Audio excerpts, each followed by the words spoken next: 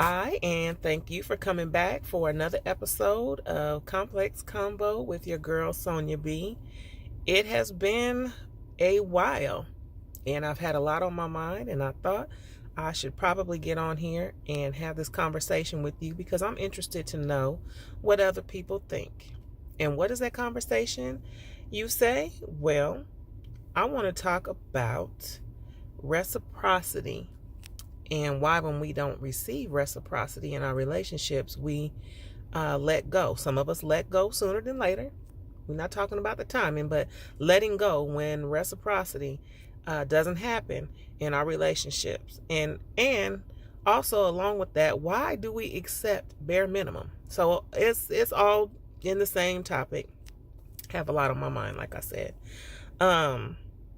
So this is for men and women. I'm not talking just to women. This is men and women because I personally am raising or have raised 3 young men who will be establishing relationships. So when I think about these conversations, I'm thinking about them as well.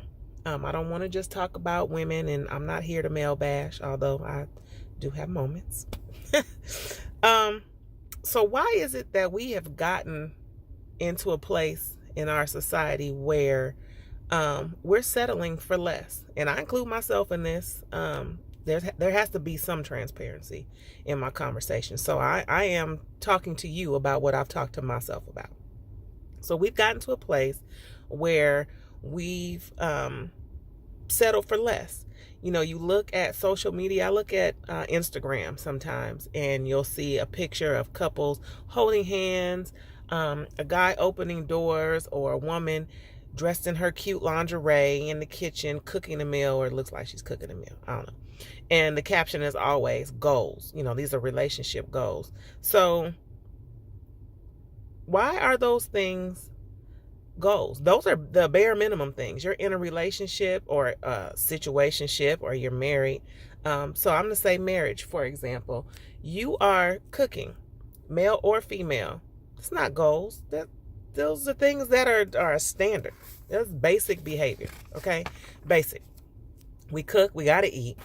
We clean. We got to keep a clean house. We open. The man opens a car door. I mean, these are the basic things. This is basic relationship 101. So why are these basic things now relationship goals? I do not get it. And then we give a pass to the people that we're in a relationship with for meeting these basic requirements. But what does that say about us, that we're accepting these basic requirements? I don't want a basic relationship or a situationship where I am diminishing myself. And when I say diminishing myself, I'm silencing half of my voice because I'm not speaking up for wanting more. I'm being quiet because, oh, he opened the door for me. Oh, girl, he gave me $20 towards that bill, even though it costs $45, $50 to fill up my tank. I'm running him back and forth. But he gave me 20, but I'm not going to say nothing. You know, why are we silencing our voice for that? And why do we dilute? Why do we dilute half of who we are so we can fit the preference of the other person? And when I say by diluting half of who you are, you come into a relationship and we have expectations, we have goals, we have desires, but we cut that list or those needs or wants in half because we don't want to run the other person off. As long as we fit their preference. Oh, I want somebody who cooks. Girl, I can cook a mean breakfast. Okay, we good. And he doesn't desire more. You got to eat more than breakfast. There's lunch, dinner, there's snacks. You know, come on now. Or we settle for something in a situationship that, you know, causes you to feel guilty about all of you only being half loved. So let me explain that a little bit more. We're a whole person. Hopefully you come into a relationship a whole person and you want to be loved as a whole person.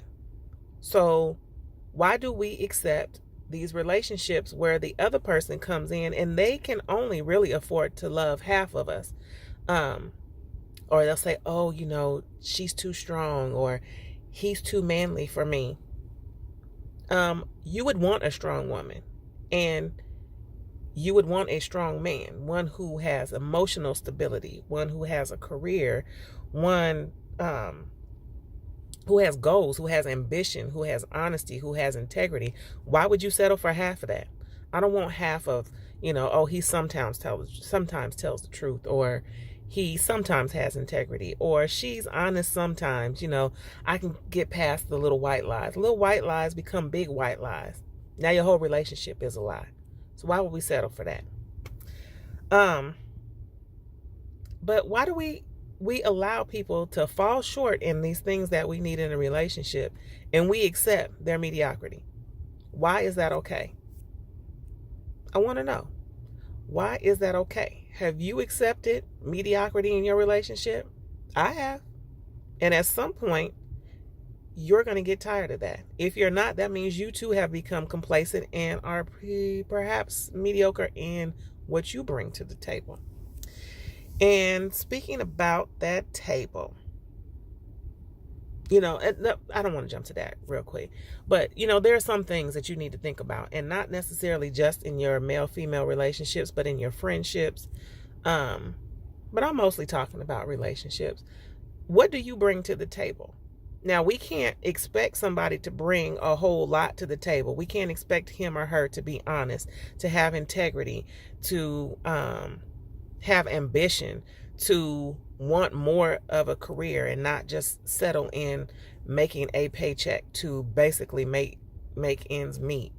Unless we too have that, we hold ourselves to that same standard. Now, when I'm talking about that same standard, I'm also talking about friendships. Who's in your circle? How can we expect, or excuse me, I'm thinking in terms of me being the friend, holding my friend up to a higher standard. But we need to evaluate who's in our circles. If you have friends or people who call themselves friends in your circle, who don't hold themselves up to a higher standard, they don't have integrity, they don't have honesty, they don't have much to bring to the table, how long do you think they'll be able to hold you up as their friend? Because a real friend is going to hold you to a high standard. They're going to have that same value that they expect from you. So if your friends can't do that, why do we need them? Because fake friends can only be your cheerleader and only hold you up to a certain standard for so long, until they find out, or you find out, that they're getting tired of cheering you on or cheering you up, because they have such low self-esteem and low value or low opinion of themselves. If I don't value myself, how can I hold you up? How can I tell you you're great? How can I tell you where you're failing and where you're falling by the wayside if I'm not holding myself to that same standard? So we need to evaluate who's in our circle, and sometimes that means you're going to lose friends. Oh well, kick rocks. I was born alone, I'll leave alone. You also want to evaluate the energy that the person puts into something that they claim they hold of high value. So how much energy does he or she put into things? In the beginning of your relationship, it's all fine and good. Oh, girl, he's got friends and he's got hobbies, and he's saying the same thing. Oh, we're not always together. She's got friends and hobbies and things that she likes to do. But how much energy does he or she put into that thing or those things that they do away from you? If you sit back and evaluate that long enough, which I have been guilty of not doing, so I'm speaking to myself. You sit back long enough, you'll see that they start out strong. A lie is real good in the beginning, but you can only uphold that lie for so long. You find out they're lazy. You find out that they really don't have that talent or that gift that they talked about having, or that hobby. They really weren't good at it. It was just something that they tried one time. It worked, and they said, oh, this is my new thing. They picked it up, put it down, never picked it up again. So are we evaluating the type of energy that person, that significant other, that friend, that man, that woman, that they're putting into things? Are we really sitting back long enough to evaluate those things?